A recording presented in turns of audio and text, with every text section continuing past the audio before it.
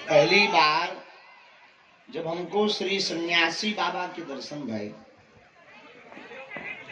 तब हमारी अवस्था लगभग 12-13 साल की। पहली बार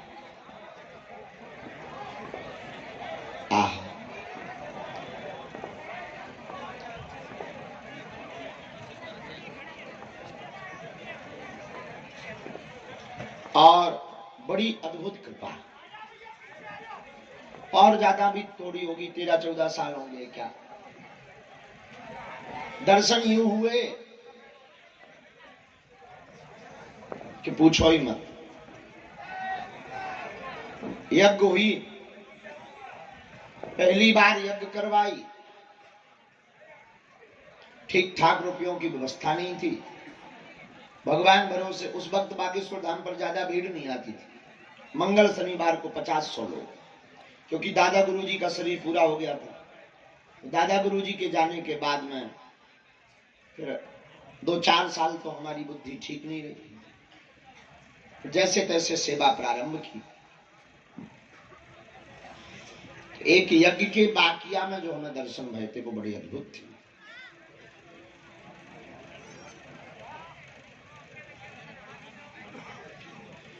यज्ञ को हमें करना था, पहली यज्ञ, कोई अनुभव नहीं, लोग जुड़े नहीं थे, आर्थिक स्थिति हमारी ठीक नहीं थी, और हमने बिना विचार किए गुरुजी को प्रसन्न करने के लिए यज्ञ ठान ली।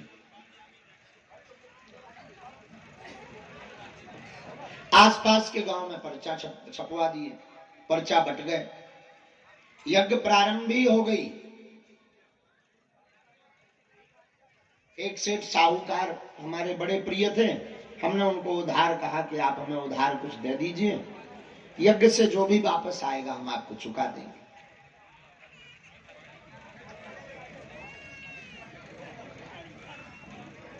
उन्होंने मानवता के नाते हमें लगभग 2-2.5-3 लाख का सामान दे दिया।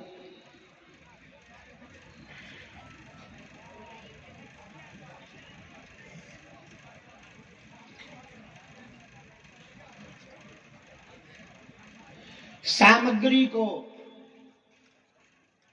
हमने जो है रख लिया, यज्ञ प्रारंभ कर दी, दिव्यता के साथ यज्ञ होने लगी। रामलीला भी चित्रकूट से आई थी, कथा हम स्वयं कर रहे थे। आचार्य जी बनारस से थे, खूब ब्राह्मण 18 पुराण बांच रहे थे, 18 पुराण करवाए। जब यज्ञ का विराम दिन आ गया तो गांव वालों ने बैठक की कि महाराज जी पूरी सब्जी का भंडारा करेंगे। अब और बड़ी आपत, बूंदी की व्यवस्था हम कर चुके थे, राम जी की जेब वैसे ही खाली। आदत हमारी पहले से ही रही कि हमने कभी मांगा नहीं, और मांगने के पीछे हमारा सिद्धांत ये रहा कि इन दुनिया वालों से क्या मांगना, ये स्वयं भिखारी हैं, ईश्वर से ये मांगते हैं, हम क्यों ना उसी ईश्वर से मांगे जिनके पास ये मांगने जाते हैं। देखो दुनिया में, माफ करिएगा, सब भिखारी है। अंतर इतना है, कोई मंदिर के बाहर भीख मांग रहा, कोई मंदिर के अंदर भीख मांग रहा। मन में आया कि अब क्या करना,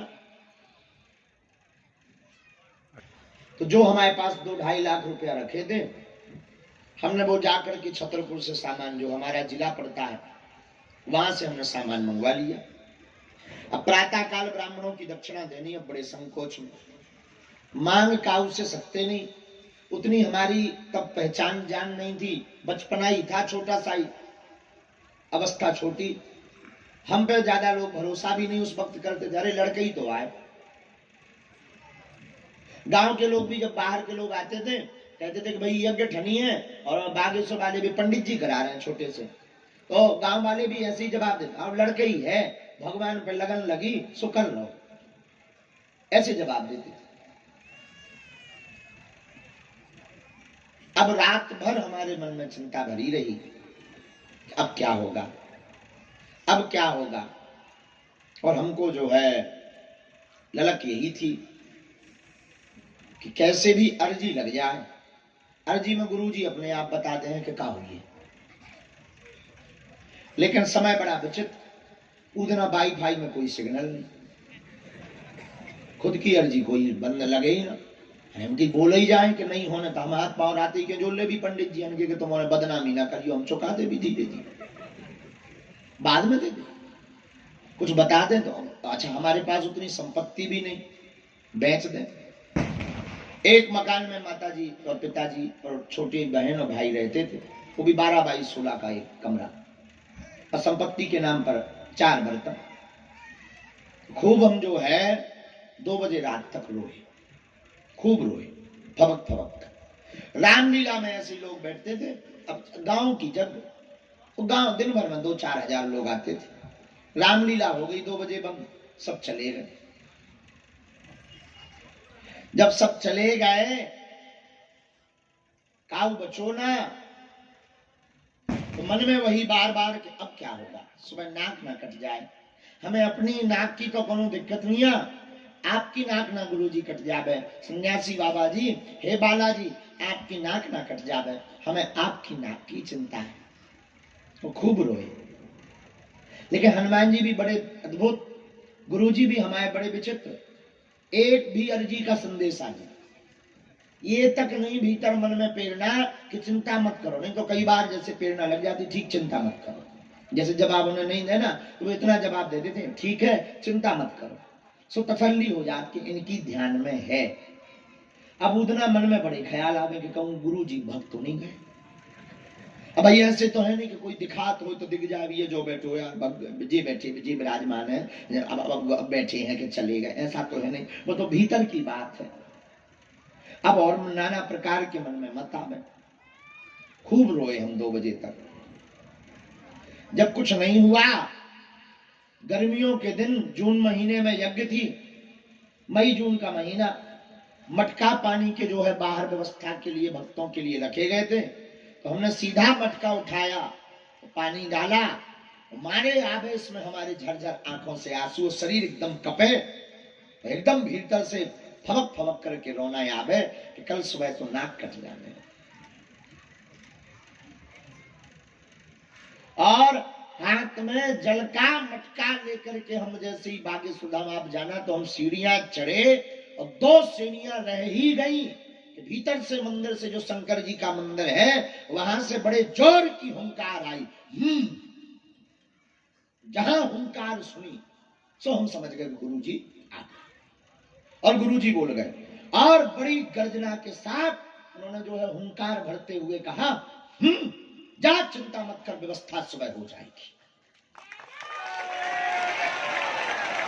खूब शरीर हमारा रोमांचित हो गया, एकदम आंखें भर भर बह गई, और आज भी वो कान में हमारी गुंजानमान है आवाज, आज भी एकदम ज्यों की त्यों आवाज गुंजाए, और वो बात आती है तुरंत हमारे रोंगटे खड़े हो जाते हैं, आज भी वो कान में हमारे गुंजायमान है। और हमने पर बड़ी दम लगाई, पहले तो डर लगा, और बड़ी दम लगाई, हमने कहा गुरुजी, पूज्य गुरुजी है क्या, हमारे गुरुजी है, और इतना कहा, वाणी तो हमारी लड़खड़ा गई थी क्योंकि कप गए थे, डर गए थे, आंखें हमारी बह रही थी, आंखें बरस रही थी, तो आवाज हमारी स्पष्ट नहीं थी, तो हमने कहा गुरुजी है क्या, तो भीतर से आवाज आई और बस इतनी व्यवस्था हुई। हमने जाकर जल चढ़ाया,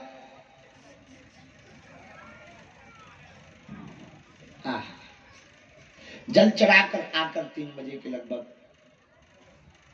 इसके बीच की जो घटना है वो बताने योग्य नहीं है। सरकार का जो अब हम अपने से नहीं बताएंगे, हमारी पूरा चेहरा और कोई बाल नहीं, वो सुंदर कमल जैसी मुस्कुराहट, एकदम लाल लाल होंठ, गाल एकदम भरे भरे, और एकदम ऐसे चमीटा लेकर बड़ी मीठी मुस्कान, ऐसे हमें श्री गुरुदेव भगवान के दर्शन भय, और 1.5 घंटे हम बेहोश रहे।